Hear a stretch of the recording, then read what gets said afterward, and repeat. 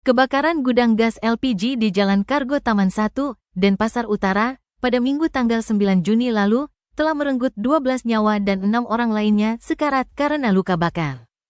Tragedi ini menggemparkan masyarakat Bali dan menjadi sorotan publik. Di tengah duka mendalam, kini pemilik gudang, Sukojin telah ditetapkan sebagai tersangka dan ditahan oleh Polresta Denpasar.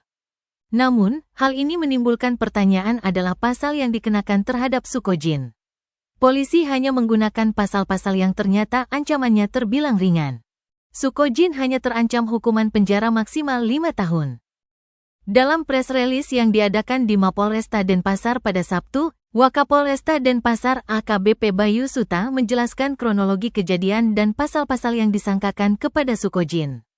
Dia kemudian menjelaskan bahwa Sukojin disangkakan menggunakan beberapa pasal, yakni pasal 188 KUHP tentang kelalaian yang menyebabkan kebakaran. Selanjutnya, Sukojin dijerat menggunakan pasal 359 KUHP tentang orang yang melakukan kealpaan mengakibatkan nyawa melayang.